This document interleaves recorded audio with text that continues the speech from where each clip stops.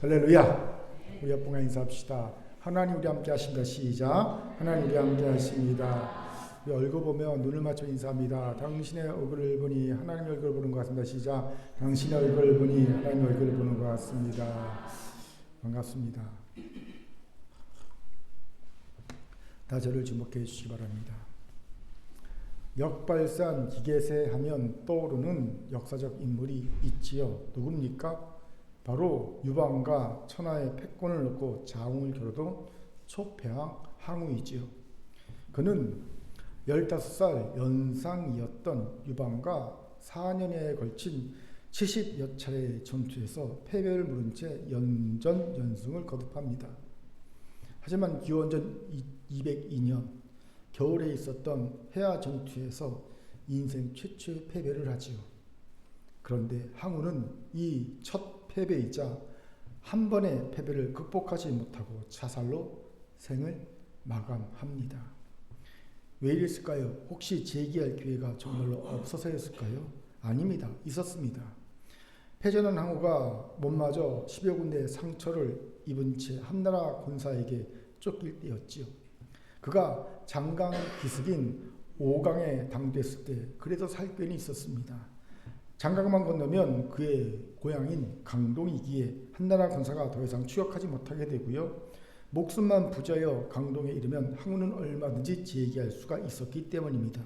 그렇게 항우 역시 장강을 건너 그리던 고향에 있는 강동으로 달아날 생각이 있었습니다. 그때 항우를 아끼던 뱃사공이 이렇게 공고합니다. 강동의 땅은 넓지는 못합니다만 그래도 사방이 천리요 인구도 수십만을 헤아립니다. 거기로 가시면 다시 한번 기회를 도모할 수도 있을 것이옵니다. 자, 어서 배에 오소서. 배는 이 한척뿐이 오니 항군이 뒤쫓아오더라도 강을 건너오지는 못할 것입니다. 항우를 생각한 말이지요. 여러분 같으면 이때 어떻게 하시겠습니까? 당연히 배에 오르지 않겠습니까? 저 같아도 일고의 고민이나 주저함 없이 배에 오를 것 같습니다. 그러나 놀랍게도 항우는 이 충언을 듣고 도리어 배에 오르지 않습니다. 그리고 이런 말합니다. 강동은 내가 그곳 젊은이 8,000명을 이끌고 처음으로 거사한 곳인데 그 8,000명은 다 죽고 나 혼자 살아남았어. 죽은 젊은이들의 가족의 설령 나를 반겨준다 하더라도 무슨 면목이 있어 그들을 대할 수가 있겠소. 그들이 나를 용서한다 해도 내가 나를 용서할 수가 없소이다. 이 말을 하고 항우는 방향을 돌려 최후까지 항우가 싸우다가 기진하자 자기 칼로 자기의 목을 쳐서 죽습니다. 그의 나이 31살 때입니다. 너무 아까운 나이지요. 항우는 왜 이런 선택을 했을까요? 자기 의가 만든 자책감과 오만한 자존심 때문이었음을 봅니다. 그렇게 역사가든 항우를 역발산 기계세 힘은 산을 뽑고 기상은 세상을 덮을 만한 호걸이었다고 말하지만 지혜는 부족한 인물로 평가하곤 하지요. 그런데 참 흥미롭게도 우리는 성경에서도 항우와 같은 인생 여정을 산 인물을 보게 되지요.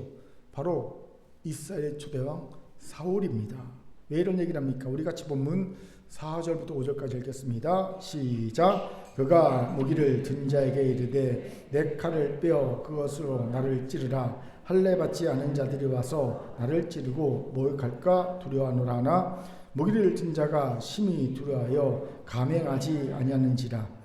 이에 사울이 자기의 칼을 뽑아서 그 위에 엎드러짐에 무기를 든 자가 사울이 죽음을 보고 자기도 자기 칼에 엎드러져 그와 함께 죽으니라. 아멘. 본문은 사울왕이 브레스가의 길보아산 전투에서 패배한 후 스스로 자결하고 있는 내용의 본문입니다. 이스라엘의 초대왕 사울이 비참한 최후를 맞이하고 있음을 보게 되지요. 그런데 아십니까? 이 전투의 패배가 사울왕 일생의 첫 패배였다는 사실입니다. 그렇습니다. 하나님이 선지자 사무엘을 통해 기름을 부어 왕으로 세우신 후 그는 큰 전투에서 언제나 승리했습니다. 물론 위기의 순간이 없지 않았습니다. 하지만 그때마다 하나님의 영으로 충만한 이들이 활약함으로 그는 매번 큰 승리를 거두었습니다. 대표적으로 블레셋 거인 골리앗으로 인해 40일 동안 주눅들어서 공격 한 번은 하지 못하고 있던 이스라엘 군인들이 소년 다윗의 활약으로 골리앗을 죽이고 큰 승리를 거두기도 했고요. 또 블레셋의 기습 공격으로 전략적 욕심지인 믹마스가 점령당합니다. 예루살렘 코앞까지 점령당한 겁니다. 그때 위기의 순간에 아들 요나단의 활약으로 사울왕은 대승을 거둡니다. 이런 큰 전투에서의 승리만이 아닌 작은 전투들에서도 사울왕은 전투에 나섰다 하면 승리를 거두고 돌아오는 군대장관 덕분으로 승리합니다. 누굴까요? 바로 다윗입니다. 사무엘상 18장 30절 같이 읽겠습니다. 시작. 블레셋 사람들의 방백들이 싸우러 나오면 그들이 나올 때마다 다윗이 사울의 모든 신하보다 더 지혜롭게 행하며 이에 그의 이름이 심히 귀하게 되니라. 아멘. 이것이 무슨 말입니까? 블레셋과의 전투 때마다 다윗으로 인해 승리했다는 겁니다. 사울에게는 승리의 공식인 다윗이 있었어요. 그렇게 우리는 놀랍게도 사울왕이 무패의 전적을 가졌던 왕이었음을 알게 되지요. 그러던 사울왕이 길보아산 전투에서 첫 패배를 당한 겁니다. 그리고 그 첫 패배를 극복하지 못하고 사울은 스스로 자결하여 생을 마감합니다. 질문이 생기지요. 정말 이길 밖에 없어서 그런 선택을 한 것일까? 아닙니다. 사울왕에게는 얼마든지 다른 선택지가 있었죠. 그는 이미 이 전투 전에 이 전투에서 패배할 것을 압니다. 알려주셨어요. 그렇다면 군대를 끌고 요단 동쪽인 마하나임으로 도주를 하던가 애굽으로 망명을 하던가 하는 다른 선택지가 있었습니다. 그럼에도 사울왕은 굳이 전투에 참여해서 자결을 택합니다. 이러니 초패왕 황후와 닮았다는 말을 하는 겁니다. 둘 다 단 한 번의 패배가 죽음으로 이어지고 있기 때문이지요. 참고로 초패왕 황후는 기원전 3세기 인물이고요. 사울왕은 기원전 11세기 인물입니다. 둘이 거의 800년의 시간차와 중국과 이스라엘이라는 공간의 차이가 있지만 마치 도플갱어를 보는 것만 같습니다. 그렇게 오늘 설교의 제목을 황후 사울왕이라고 붙인 겁니다. 그런데 이런 황후 사울왕은요, 놀랍게도 우리 중에서도 볼 수 있는 모습이기도 합니다. 어떻게 이런 말합니까? 간단합니다. 잘하다가 단 한 번의 실수와 실패 혹은 죄악으로 인해 영원히 무너져 버리는 이들을 보기 때문이지요. 한마디로 회복 탄력성이 전무한 이들입니다. 많이 알겠지만 회복 탄력성이란 어려운 상황에서도 빠르게 회복하고 다시 일어설 수 있는 심리적 힘을 말합니다. 이 회복 탄력성은요, 탁월하는 게 아니에요. 훈련을 통해 연습을 통해 키워지는 기술입니다. 마음의 기술입니다. 저는 회복 탄력성이 전무하여 단 한 번의 역경에 그 인생이 꺾어버린 이들을 꽤 많이 알고 있습니다. 제 주변에도 있어요. 그 인생에 몰아닥친 단 한 번의 역경에 그만 마음이 꺾여서 40년 가까이 피해망상의 고통을 당하고 있는 제 절친도 있고요. 그 인생에 단 하나의 문제가 해결되지 않아서 딱 그 한 문제가 해결되지 않아서 그 마음을 꺾여 조현병으로 고통받고 있는 큰 교회 전성도도 있습니다. 이런 극단적인 이들 외에도 단 한 번의 실수와 실패 혹은 죄악으로 인해 그 마음이 크게 상처를 받고 주눅이 들어 아버지 하나님의 자녀의 영광을 누리지 못하고 언제나 종과 패배자의 마음으로 살고 있는 이들은 부지기수로 많이 보고 삽니다. 이들은 요한계시록에서 살았다 하나 죽은 자들은 책망을 받았던 사대교와 별반 차이가 없는 이들입니다. 그렇기에 사랑하는 큰교회 성도 여러분, 황후 사울왕 콤플렉스에서 벗어납시다. 황후 사울왕 콤플렉스는요, 제가 지은 말입니다. 우리는 매번 넘어져도 다시 일어나게 하시는 하나님이 계시기 때문입니다. 탕무 하나님입니다. 자, 어릴 때 홍수환이라는 권투 선수가 있었어요. 파나마 선수하고 세계 챔피언 매치를 했는데 글쎄 1라운드에 4번을 다운당했습니다. 그런데 2라운드에 일어나갔고요.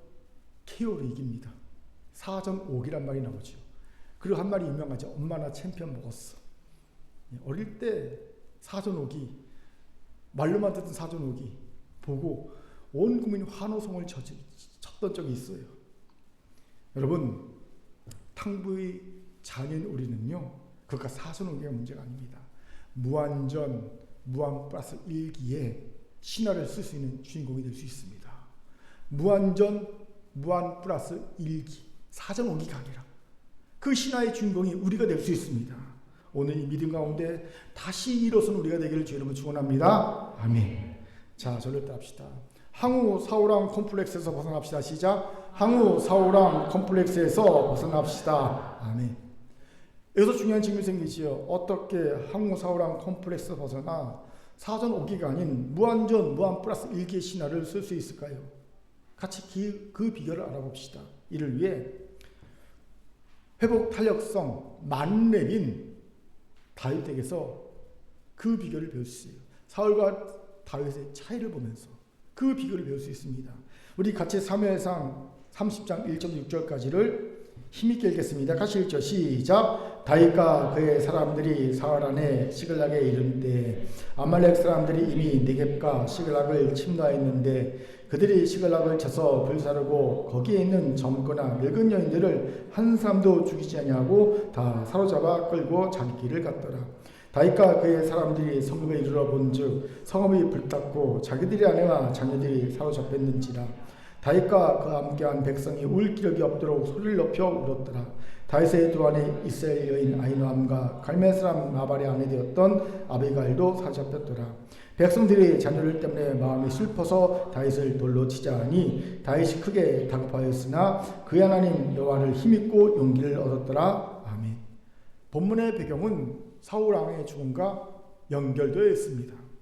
당시 블레셋의 망명에 있던 다윗은 그의 과거 전력이 문제가 되어서 블레셋과 사울 왕과의 이 마지막 전투의 전쟁에 참여할 수가 없었습니다. 과거에 다윗이 블레셋을 죽일 때 이런 칭송을 받습니다. 다윗이 죽인 자는 만만이요. 이런 칭송을 받던 다윗인지라 다윗을 믿지 못한 블레셋 왕의 신하들이 다윗이 전쟁에 참여하자 항의하죠.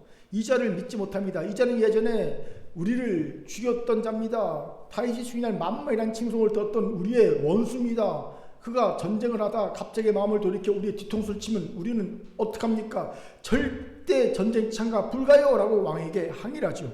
그리고 블레셋 왕은요, 그 항의를 받아들입니다. 그리고 다윗이 전쟁에 참여하지 못하도록 합니다.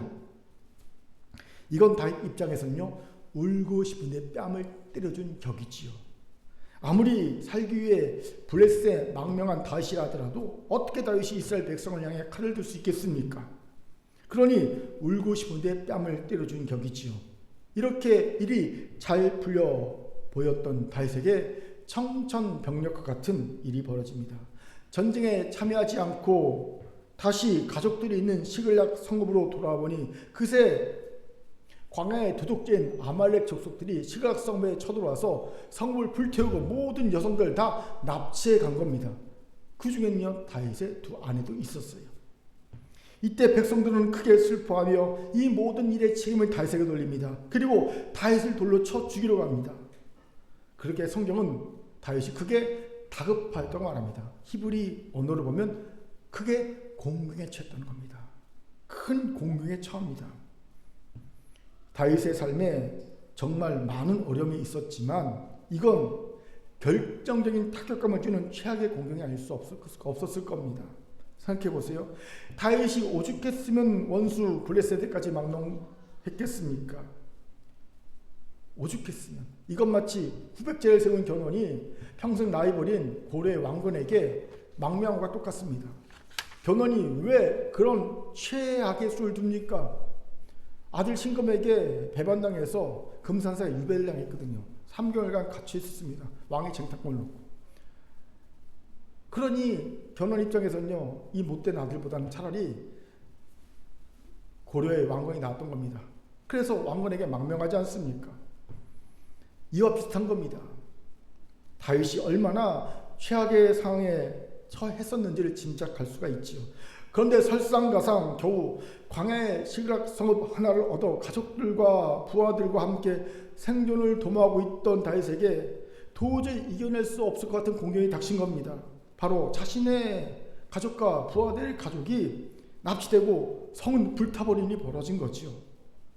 더하여 슬픔과 분노에 가득 찼던 부하들은 이 성을 잃어버리고 자신의 죽은 다윗을 돌려쳐 죽이고자 합니다. 지금까지 다윗을 위해 목숨을 걸고 블레셋까지 망명하는 그 다윗을 쫓아온 이들입니다. 선과 가리지 않고 다윗이 하는 일하면 무조건 따르겠습니다 했던 그들인데 그들이 다윗을 향해 돌을 듭니다.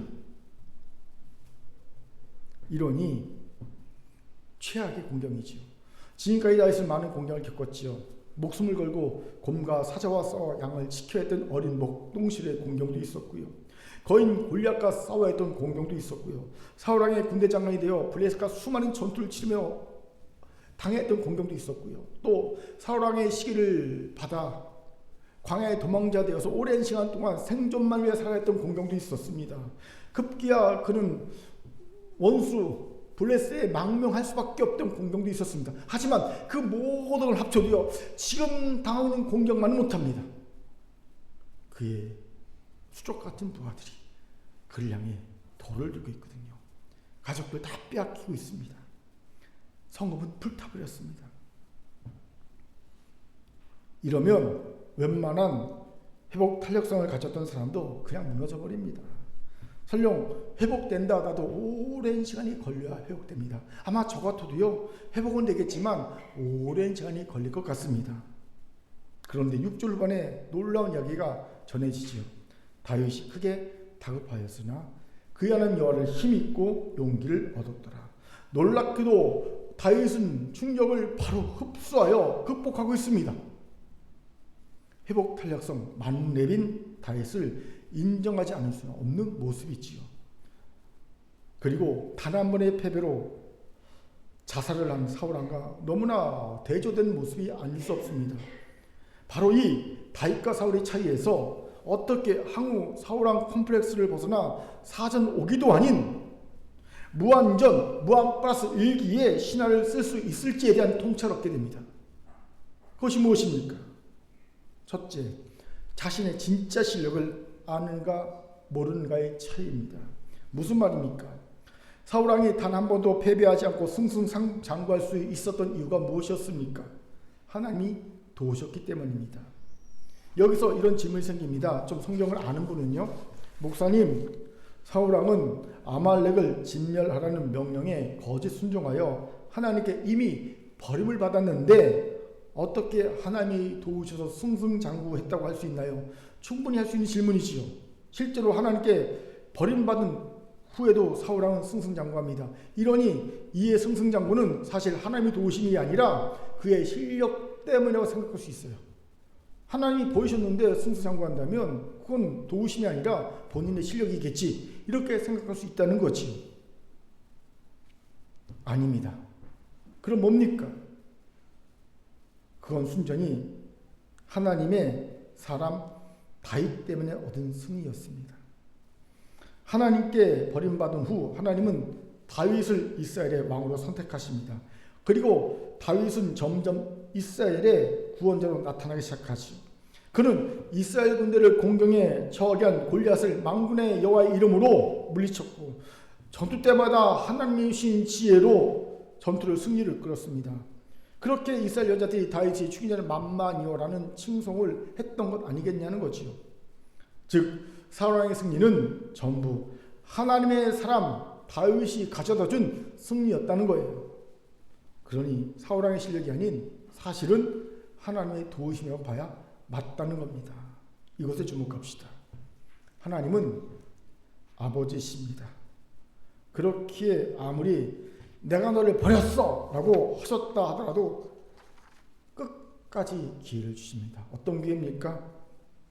돌아올 기회, 깨닫고. 자식을 결코 포기할 수 없는 부모의 마음은 아버지 하나님이 주신 마음입니다. 우리가 자식을 향해서 기대 안 해, 버린 놈이야, 그런데 정말 기대가 안 되고 버려집니까? 아니요. 그렇게 말을 해도 그 마음 본심은요, 기대하는 마음이 있고요, 끊임없이 돌아오길 바라는 마음이 있습니다. 이게 다 아버지 하나님이 주신 마음입니다. 닮은 마음이에요. 이런 하나님은 사울 왕이 깨닫고 돌아오기를 기다리시며 몰래 도우셨던 겁니다. 누구를 통해?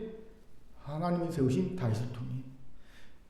이런 다윗을 통한 승리는 다윗을 역사의 전면에 세워 리더로 부각시키는 효과와 함께 하나님의 진심을 사울 왕이 깨닫고 돌아오기를 바라며 은밀히 도우시는 두 가지 의미를 가진 것이었음을 보지요. 그리고 이것을 깨달을 수만 있었다면 사울 왕은 자신이 절대 승승장구할 수 없는 실력을 가진 자며 그렇게 절대 아버지 하나님을 떠나서는 살 수 없는 자라는 사실을 절감했을 겁니다. 그런데 사울 왕은 이런 자신을 성찰할 수 있는 지혜가 없었고요. 안타깝게도 그 결과 비참한 죽음을 맞지요. 그 증거가 뭡니까? 자신이 승리할 수 있는 유일한 방법인 승리 공식인 다윗을 시기하고 죽이려고 한 겁니다. 만약 사울 왕이 자신이 다윗 없이는 승리도 할 수 없는, 어떤 승리도 할 수 없는 실력이란 것을 알았다면 아무리 시기가 나도 다윗을 죽이려 했을까요? 절대 못합니다. 아무리 배일상해도 다윗을 품게 됩니다. 없으면 안 되는데. 이에 반해 다윗을 보십시오. 그에게는 평생 앓는 이와 같이 그를 힘들게 했던 이가 있었습니다. 누굴까요? 군대 총사령관 요압입니다. 개인적 요압은요, 다윗의 누이 수리아의 아들입니다. 그러니까 다윗의 조카입니다. 다윗의 조카인 요압을 다윗은 군대 총사령관 삼습니다. 그리고 요압은요, 사실 능력이 출중한 자입니다. 그래서 군대 총사령관이 되어서 큰 정과를 많이 올립니다. 하지만 그에 반해 그는 2인자의 권력을 마구 휘두릅니다. 그는 다윗의 뜻과 상관없이 자기의 뜻대로 막 행하는 자가 됩니다. 여러 얘기가 있지만 한 예를 들면요, 사울 왕의 집과 다윗의 집이 싸울 때 사울 왕의 집의 총 군대장인 아브넬이 모든 세력이 이제 다윗에게 기운 걸 알고 화친을 하러 옵니다. 즉 전쟁 없이 남과 북이 하나가 될 수 있는 기회가 온 거지요. 다윗은 너무 기뻐합니다. 그래서 아브넬을 극진히 영접하고요, 그리고 화친 조약을 잘 맺습니다. 그리고 아브넬이요, 기분 좋게 북쪽으로 돌아가려고 할 때 요압이 글쎄 다윗하고 상관없이 아브넬을 암살합니다. 자기의 동생 아사엘을 죽였다고 복수한 거죠. 이때 다윗은요, 요압을 징계하지 못합니다. 단지 아브넬을 잘 장사해 주고요, 아브넬 위해 소리 높여 울고 저녁 때까지 금식함으로 백성에게 내가 요압을 시켜 아브넬을 죽인 것이 아니다라는 것을 알립니다. 그런 후에 다윗은 이런 고백을 하죠. 사무엘하 3장 39절 같이 읽겠습니다. 시작.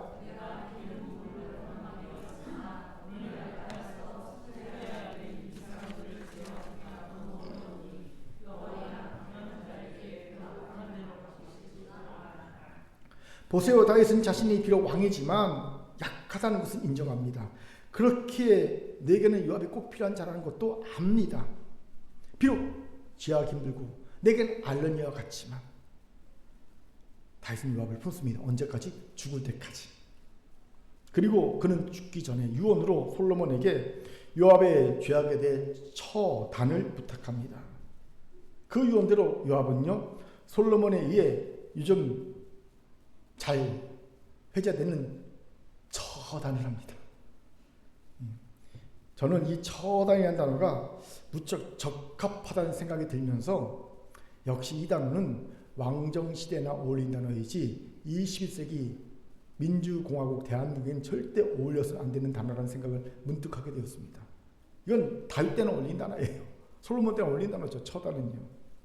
아무튼 이것이 다윗과 사울 왕의 차이입니다.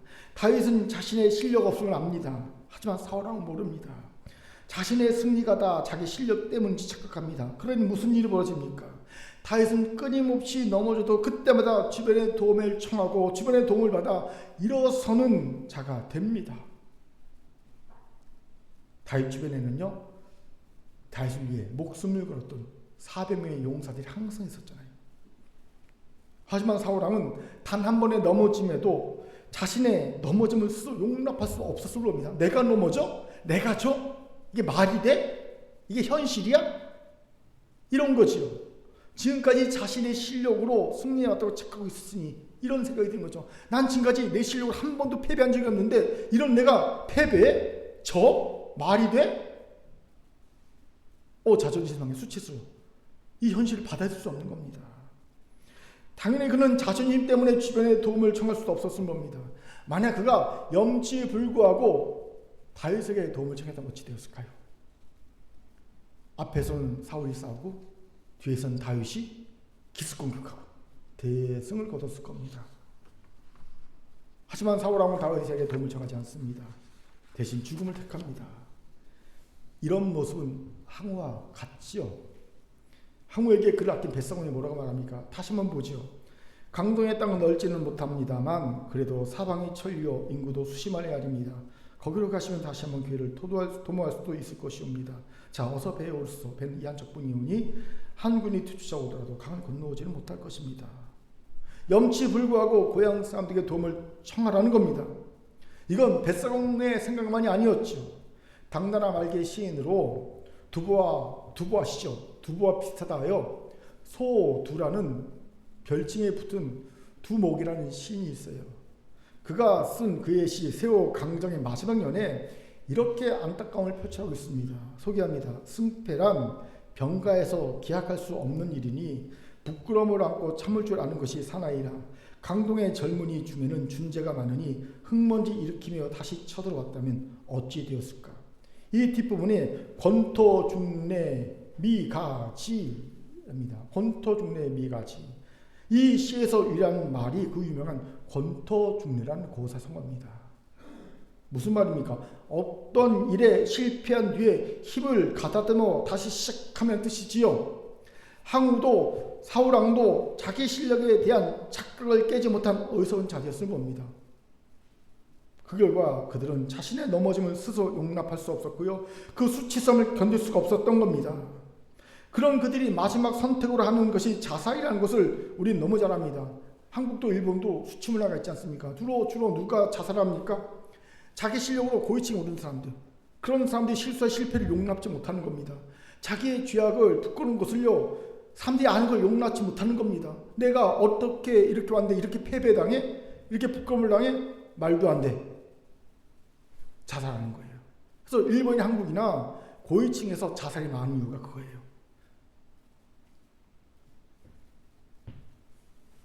그렇기에 무한대로 넘어져도 무한대 플러스 1기로 일어서기 원합니까? 그렇다면 자신의 실력을 정확히 알아야 합니다. 이를 위해 인간이란 존재의 실력을 먼저 정확히 알아야 합니다. 여러분, 사마귀의 세계에서 최고의 능력, 힘, 지혜를 가진 사마귀가 있다고 칩시다. 그 사마귀가 철마차 앞을 가로막아 세울 수 있습니까? 철마차의 주인이 불쌍히 여겨 마차를 세우지 않는 한 사마귀는 어떤 저항도 못하고 철마차 밖에 깔려 터져 죽습니다. 흔적도 없이. 이것이 사마귀 세계의 최강자, 지혜, 능력, 힘이 강한 사마귀 세계 최강자의 철마차 앞에서의 현실입니다.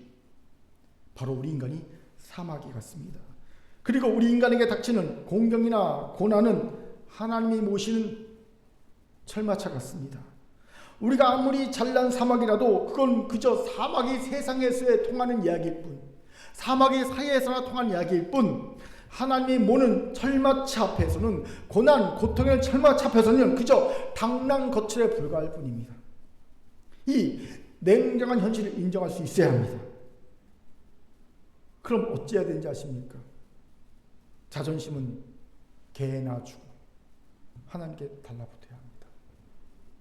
자신의 아버지 하나님을 떠나서는 아무것도 할 수 없는 존재임을 깊이 깨닫고, 아버지 하나님, 나는 아버지 하나님을 떠나는 순간 탕자가 되어버립니다. 거지가 됩니다.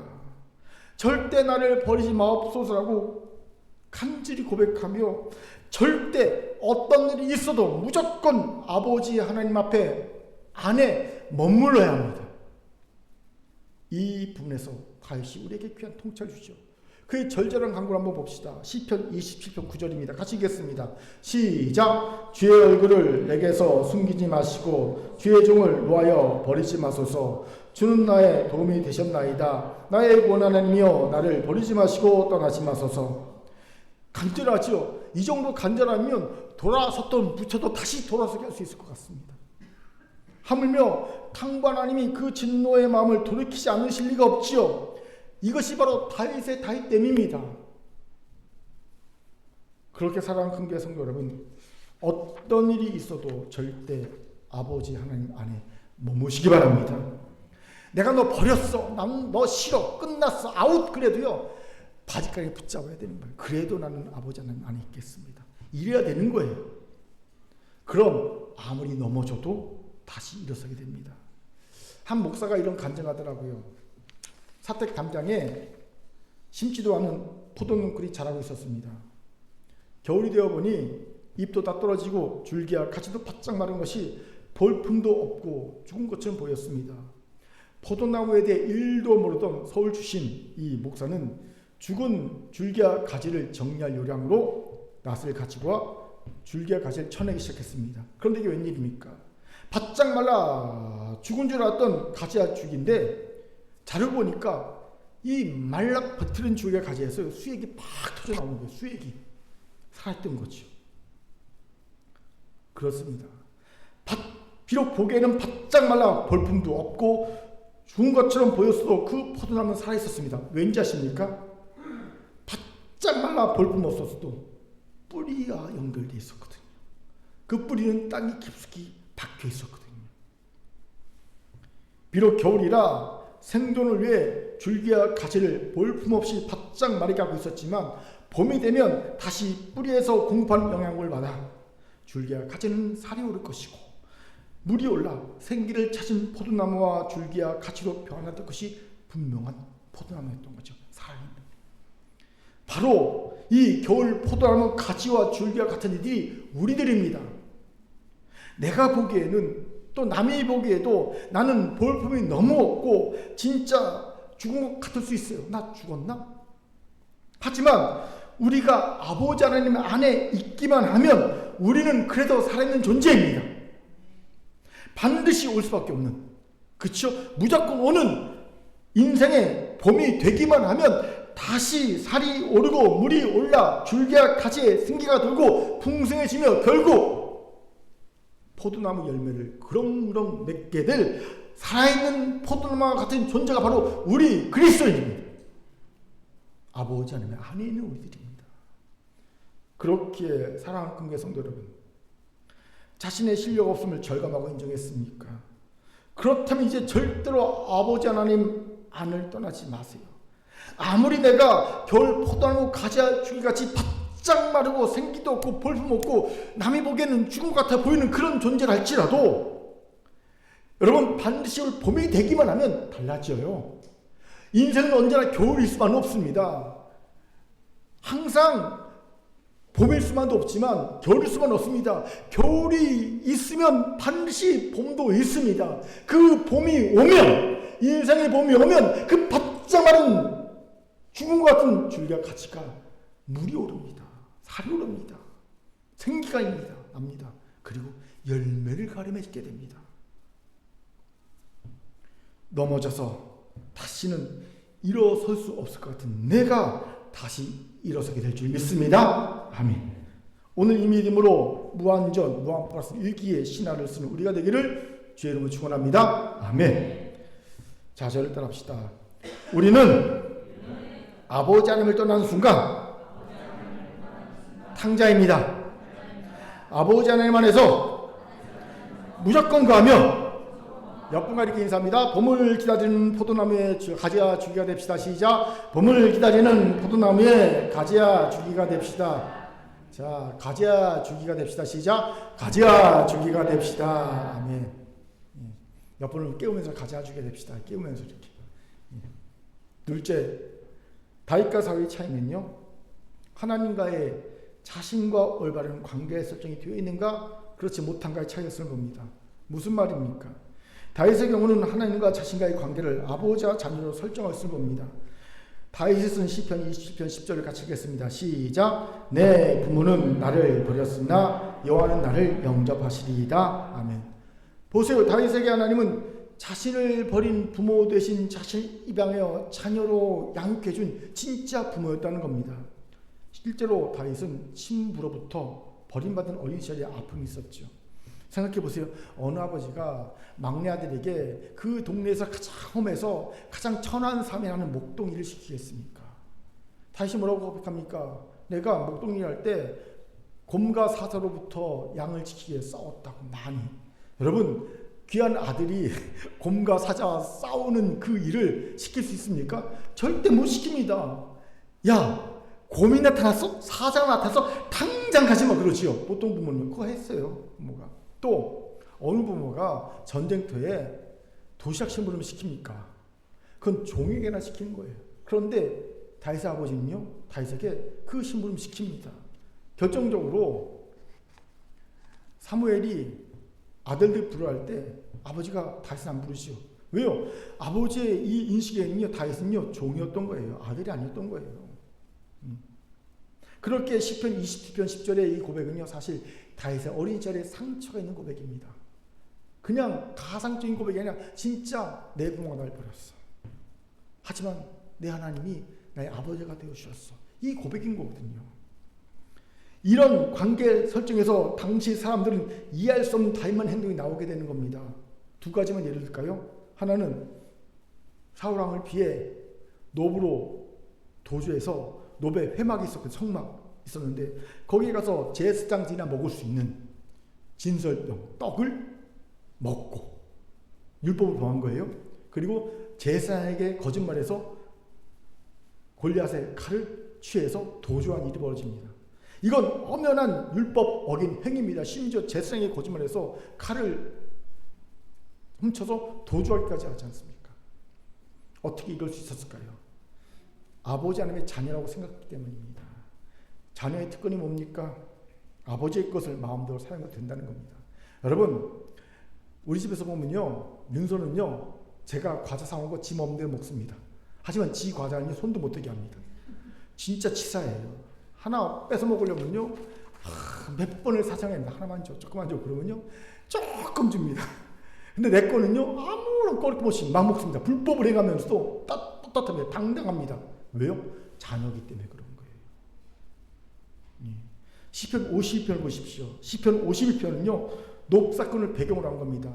다윗이 노베에 있던 제사장에게 도움을 받았다는 사실, 그리고 진설병을 먹고 칼을 가지고 도주했다는 사실을요, 거기에 있던 에돔 사람 도액이 그걸 보고 있다가 사울왕에게 밀고 합니다. 이 소식을 다윗이 들어요. 야, 거기 있던 에돔 사람 도액이 사울왕에게 밀고 했어? 그것 때문에 그 제사장들이 수백 명이 학살을 당하거든요. 이때 쓴 시가 52편이거든요.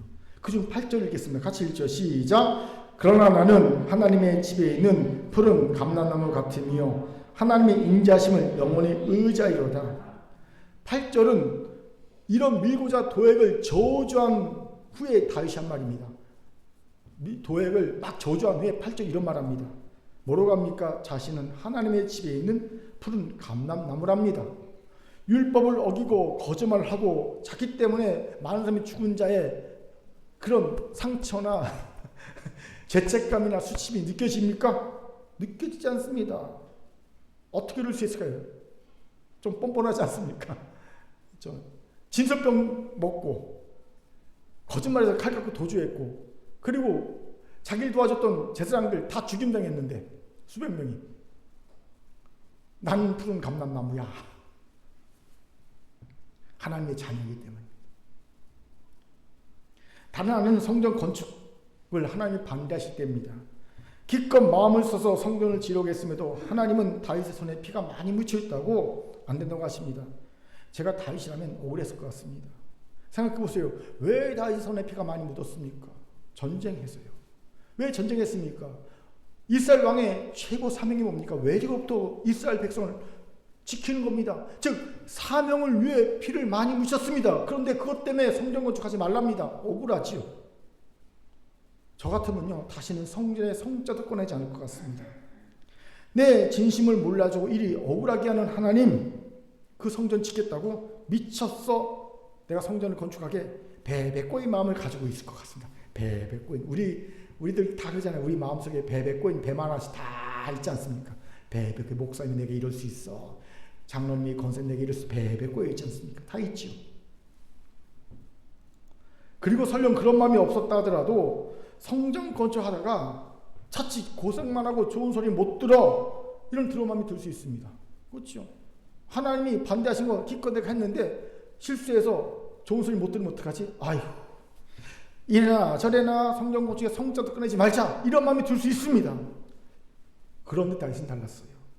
그는 그럼에도 불구하고 성전 건축의 모든 준비를 합니다. 사실 솔로몬은요, 다윗이 차려준 밥상에 숟가락만 딱 얹을 꼴입니다. 어떻게 이럴 수 있을까요? 자녀이기 때문입니다. 여러분, 자녀는 잘못할까 두려워서 일하지 않습니다. 안 하지 않습니다. 자녀는 그냥 잘못할 것 생각하자고 잘하려고 일합니다. 잘하고 싶어 합니다. 자녀는. 잘못할 것이 두려워 아무것도 못하는 자는요, 자녀의 마음을 가진 자 아니라 종의 마음을 가진 자입니다. 마치 주인이 심지 않은 데서 거두는 악한 주인이라고 생각하기에 받은 한 달란트를 실수하지 않으려고 땅에 묻어뒀다가 한 달란트 그대로 주인에게 갖다 준 악하고 불충한 종과 같지요. 이 종은요, 잘못하지 않으려고만 했지 잘하려고 하지 않았습니다. 왜요? 종의 마음을 가졌기 때문입니다. 하지만 자녀는 다릅니다. 자녀는 잘못하지 않으려고 하기보다는 잘하려고 합니다. 설령 그 과정에서 실수와 실패가 있어도, 설령 죄를 저질러도 두려워하지 않습니다. 잘하도 한 거니까. 자녀의 마음입니다. 왜 5달란트나 2달란트 받은 자가 작은 일 했음에도 불구하고, 실제 주인에게는 이건 작은 일입니다. 주인은 상상할 수 없는 거부거든요. 그래서 5달란트, 2달란트 우리에겐 크지만, 종에겐 크지만 사실 주인에게는 이건 그냥 먼지와 같은 수준입니다. 그럼에도 이 작은 일에도 불구하고 착하고 충성인 종이라고 칭찬한 이유가 뭔지 아십니까? 그는 잘못하지 않으려고 움츠러든 게 아니라 잘하려고 했기 때문입니다. 즉 자녀의 마음을 가졌기 때문이에요. 자녀의 마음. 그렇게 칭찬한 겁니다. 바로 다윗이 가진 마음이 자녀의 마음이었어요. 그에게 아버지 하나님은 진짜 아버지였고 자신은 자녀였던 겁니다. 이러니 무한히 넘어져도 뻔뻔하게 다시 아버지 품에 안길 수 있었던 겁니다. 자녀가 그렇잖아요. 5분 전에 죽도록 맞고도 엄마 배고파 밥 줘, 이럴 수 있는 게 자녀거든요. 예. 여러분, 남이라고 해보십시오. 5분 전에 날 두드려 팬 사람한테 배고파 밥 줘 말할 수 있습니까? 못해요. 근데 자녀니까 하는 거거든요. 제가 직접 봤어요. 우리 둘째 누님 엄청 맞고 난 다음에 5분 뒤에 엄마 밥 줘 배고파 그러더라고요. 이에 반해 사울은 종의 마음을 가진 자였습니다. 그가 아버지 하나님께 버림받게 된 첫 번째 죄가 무엇이었는지 아십니까? 블레셋과의 전쟁을 앞두고 온다고 한 사무엘 선지자가 늦게 오니까 조급한 마음에 자신이 해서는 안 되는 제사를 드려버립니다. 왕에 드려서는 안 되는 제사를 드려버리죠. 왜 사울왕은 이런 죄를 저질렀을까요? 중요한 이유가 있습니다. 잘못하지 않기 위해서였습니다. 왕이 가진 최대의 사명이 뭐라고요? 외적으로부터 이스라엘을 지키는 것이었습니다. 그런데 그런 사명에 잘못이 없어야 하는 그에게 문제가 생긴 겁니다. 사무엘 선지자가 약속보다 늦게 오는 거죠. 그렇게 그는 사명에 실수하지 않기 위해 스스로 제사를 드립니다. 즉 사울왕과 하나님의 관계는 종과 주인이었던 겁니다. 이러면 온전한 순종을 할 수 없습니다. 왜입니까? 순종은 독립적이지 않기 때문입니다. 여러분 잘 들으셔야 합니다. 온전한 순종은 언제나 관계적입니다. 즉 순종을 요구하는 분과 순종하는 나와의 관계를 아는 것이 순종의 전제입니다. 그럼 순종을 요구하는 하나님과 순종을 요구받고 있는 우리는 어떤 관계입니까? 아버지와 자녀 관계입니다. 그렇게 모든 순종은 이 관계 하에서 이해되어야 온전한 순종이 될 수 있습니다. 왜 사울왕이 아말렉을 진멸하는 아버지 하나님의 명령에 반쪽 순종을 했을까요? 아버지 하나님과 자녀라는 온전한 관계를 맺지 못했기 때문입니다. 그에게 하나님은 엄혹한 주인입니다. 자신은 힘없는 억울한 종이었던 겁니다. 그렇게 스스로 자신이 자신을 챙기지 않으면 엄혹한 주인 하나님은 절대 자신의 걸 챙겨주지 않을 거라고 생각했던 겁니다. 그러니 전쟁을 하고 난 다음에 스스로 챙긴 겁니다. 여러분, 왕이 백성에게 가장 환호를 받을 때가 언제인지 아십니까? 전쟁에 나가서 적국의 왕을 사로잡고 그리고 많은 전리품을 갖고 올 때, 그때 백성들에게 가장 큰 환호를 받습니다. 백성들이 왕 최고 칭찬합니다.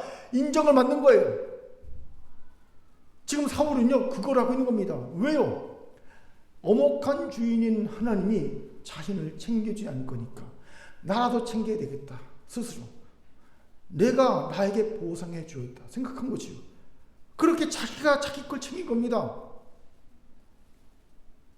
이것이 사울왕의 반적 순종에 담긴 진짜 이유입니다. 숨은 이유입니다. 그렇게 온전한 순종하려면 아버지 하나님과 우리의 올바른 관계의 설정이 반드시 전제되어야 합니다. 아버지 하나님은 우리의 진짜 아버지고 우리는 그분의 자녀입니다. 그것도 아버지 하나님은요, 그냥 아버지가 아니라 탕부. 우리를 향해 무한히 오래 참으시는 탕부입니다. 여러분, 오래 참는다는 말을 킹 제임스 영어 번역본은요, 사랑은 오래 고통당한다로 번역하고 있어요. 사랑을 위해 오래 고통당하는 겁니다. 여러분, 남편이, 아내가, 자녀가 여러분 오래 고통당하게 하고 있습니까? 사랑인 거예요. 여러분 지금 사랑하고 있는 겁니다. 교회가 여러분 오래 고통당하게 하고 있습니까? 교회를 사랑하고 있는 겁니다. 그 사랑을 끝까지 하십시오. 탕부 하나님은 우리를 사랑하시나 오랫동안 고통당하셨습니다. 진정한 사랑의 본문을 알 겁니다. 사랑은 고통이라는 것을. 또한 탕부 하나님은 우리를 향해 무한한 자비와 긍휼의 눈빛과 마음을 일치하고 계십니다. 언제나 우리를 향해 자비의 눈빛으로, 긍휼의 눈빛으로, 마음으로 바라보십니다. 그렇게 탕부 하나님은 언제나 우리에게 새로운 기회를 주기 원하십니다. 넘어진 우리에게 다시 기회를 주기 원합니다. 넘어져도 또 기회를 주고, 넘어져도 또 기회를 주십니다. 이를 위해 우리를 단지 고치고 수술하는 정도가 아니라 아예 하나님은요, 우리를 새로운 피조물로 창조하십니다. 고치는 수술하는 정도가 아니라 새롭게 빚으십니다. 매일 아침마다 우리의 코에 생기를 불어넣으셔서 생명으로 하루로 살게 하십니다. 만약 사울왕이 자신이 이런 탕부 하나님의 자녀를 알고 믿었다면 어찌했을까요? 자신의 실수와 실패, 죄악을 그대로 인정하고, 아버지 앞이니까 볼 수 있겠으면 인정하고, 자신의 실수와 실패, 죄악을 스스로 책임지는 그 알량한 자기를 버리고, 능력도 안 되면 내가 책임질게, 이 알량한 자기 버리고 오직 아버지 하나님의 구원만을 다이처럼 바랐을 겁니다. 그러면 사울왕이 죽을 줄 뻔히 알면서 길보아산 전투에 참여했을까요? 절대로 안 갔을 겁니다. 어림도 없습니다. 그는 절대 길보아산 전투에 안 가고요, 모든 가족과 모든 백성과 모든 전력을 그대로 유지한 채 어디로 도망갔을까요? 동쪽 마하나임으로 도망갔을 겁니다. 다윗처럼. 그리고 권토 중례를 도모했을 겁니다. 나중에 보자, 이를 뿍뿍 갈면서. 하지만 안타깝게도 사울왕에게 하나님은 그저 엄혹한 주인이었을 뿐입니다. 그렇게 그는 스스로 자신의 실수와 실패의 죄악을 책임져야 한다고 생각합니다. 그래, 하나님을 의지할 바가 없어. 하나님은 너무 엄혹해. 내가 책임져야 돼. 알량한 자기 의인지도 모르고 말이죠. 그리고 죽을 줄 아는 전투를 참여하고 죽은 겁니다. 왜 이렇게 됐습니까? 하나님이 탕부이신 것을 알지 못했기 때문입니다. 그렇게 여러분 이 사실을 뼈에 새기십시오. 제가 요즘 다른 설교를 하고 싶은 게 하나도 없어요. 이 설교만 하고 싶어요. 제가 왜 바울이 복음 외에는 아무것도 알고 싶지 않다고 말하는지 알겠어요. 정말 다른 주제, 이렇게 살아야 합니다, 기도해야 합니다, 전도합니다, 선교해야 됩니다, 많은 얘기를 있지 않습니까? 그런 얘기들이 하나도 하고 싶지 않아요. 대신 이것만 하고 싶어요. 하나님은 탕부입니다. 그 탕바람의 그 사랑을, 은혜를 마음에 새기십시오. 뼈에 새기십시오. 이거 하나만 전하고 싶어요. 새기십시오. 그러면 우리도 무한전, 무한 플러스 일기의 신화의 주인공이 될 줄 믿습니다. 아멘. 도하여 하나님이 탕부란 사실을 알 때 우리도 온전한 순종이 비로소 가능해진다는 겁니다. 당연합니다. 자녀를 위해 목숨까지 내줄 수 있는 탕부가 자녀에게 왜 순종을 명합니까? 자녀가 잘 되라고, 행복하라고. 반대로 순종하지 않으면 왜 화나고 분노합니까? 징계합니까? 불순종하면서 자녀가 겪게 될 고통이 너무나 끔찍하다는 걸 아니까. 이 탕부 하나님의 진심을 안다면 우리는 언제나 기쁘게 순종할 수 있습니다. 더 이상 벌 받을까봐 두려워서 순종하는 척하지 않을 수 있습니다. 죄라는 소리 듣지 않고 싶어서 외식하며 순종하는 척하지 않을 수 있습니다. 우리의 신앙 행태가 다 그렇지 않아요? 예. 남에게 싫은 소리 듣고 싶지 않아서, 벌 받기 싫어서, 죄라는 소리 듣기 쉽지 않아서, 그래서 하는 척하지 않습니까? 그게 무슨 신앙생활입니까? 하지 마세요. 안 하는 게 낫죠. 그렇게 사랑하는 긍휼 성도 여러분, 여러분에게 하나님 어떤 분이고 여러분은 어떤 존재입니까? 바라기는 하나님 여러분의 탕부이고 여러분은 탕부 하나님의 자녀이기 바랍니다. 이 자녀가 되어 온전한 순종도 하고 무한전, 무한 플러스 일기, 그러니까 사전오기가 아니라 무한전, 무한 플러스 일기의 신화의 주인공도 되어보길 바랍니다. 아멘. 자, 저를 따라합시다. 우리는 탕부 하나님의 자녀입니다. 이제 우리는 온전한 순종과 무한전, 무한 플러스 일기에 옆보가 인사합시다. 신화의 주인공이 될 수 있습니다. 신화의 주인공이 될 수 있습니다. 아멘. 이제 말씀 마치죠. 2021년도 넷플릭스 역사상 가장 흥행한 시리즈이자 최초로 넷플릭스가 서비스하는 전체 93개국에서 1위를 달성해서 K드라마 열풍을 일으킨 것이 있죠. 뭡니까? 오징어 게임이죠. 이 오징어 게임의 가장 큰 특징이 뭔지 아세요? 한 번 실수하면 죽음이다. 그냥 죽는 게 아니라 진짜 죽는 거예요. 저는 이 오징어 게임이 보여주는 세계관을 보면서 야, 이건 현실 세계를 패러디했다라는 생각을 했던 적이 있습니다. 왜요? 오늘 우리가 사는 세상이 꼭 오징어 게임처럼 실수와 실패를 용납하지 않고 실수와 실패한 이에게 바로 사회적인 죽음을 내리는 곳으로 변질됐기 때문입니다. 특히 저는 요즘 가세연이라는 유사 언론을 가장한 쓰레기들이 유명인들의 사생활을 물고 늘어져서 결국 죽음까지 이르게 하는 것들을 보면서 마음이 너무 아팠던 적이 많아요. 이번엔 김수현 씨가 그 타깃이 된 것 같더라고요. 결국은 물고 늘어서 죽이더라고요. 이러니 세상살이가 얼마나 강팍하고 세상살기가 얼마나 조심스럽겠습니까? 그런데 이건 신앙 공동체 내에서 마찬가지입니다. 한 번 실수하고 실패하면 바로 그를 죄인으로 낙이 찍어버립니다. 사실 공동체 내에서 강퇴를 당한 거지요. 이건 사회적 죽음의 의미를 넘어선 영적 죽음도 있습니다. 왠지 아세요? 그가 설령 다른 공동체에 옮겼다 하더라도 그 상처 때문에 신앙을 가지기가 쉽지 않기 때문입니다. 이건 결코 탕부 하나님이 바라시는 세상이 아니고요. 탕부 하나님이 바라시는 신앙 공동체의 모습은 더더욱 아닙니다. 탕부 하나님이 창조하신 세상과 원하시는 신앙 공동체는요, 실수와 실패가 이람을 믿기에 실수와 실패를 서로 덮어주고 실수와 실패 투성인 이들이 함께 하나님의 영광의 찬송이 된 자리까지 나아가도록 조금 나은 이가 앞에서 끌고 좀 힘내 뒤에서 밀어주고 그렇지 못한 이는 그냥 누워서 엎어서 가는 곳이어야 합니다.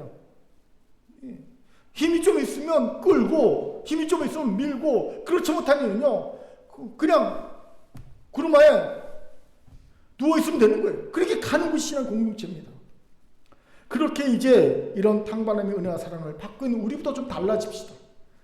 항모 사울왕이 아닌 다윗이 됩시다. 다윗처럼 끝까지 아버지 하나님의 은혜와 사랑을 붙잡읍시다. 뭐라고 하시건 끝까지 붙잡고 늘어집시다. 나 하나님 안에 있을 거예요. 나 버리신다고 나는 안 떠납니다. 차라리 여기서 귀신이 되겠습니다. 이런 식으로 안 떠납니다. 하나님 붙잡아야 됩니다. 그래서 아무리 넘어져도 다시 일어나는 무한전 무한 플러스 일기의 신화의 주인공이 됩시다. 이를 오늘 말씀처럼 첫 번째 우리의 실력을 합시다. 우리는 아버지 하나님을 떠난 수가 탕자의 신세를 면치 못합니다. 그렇게 우리는 무조건 아버지 하나님을 구해야 합니다.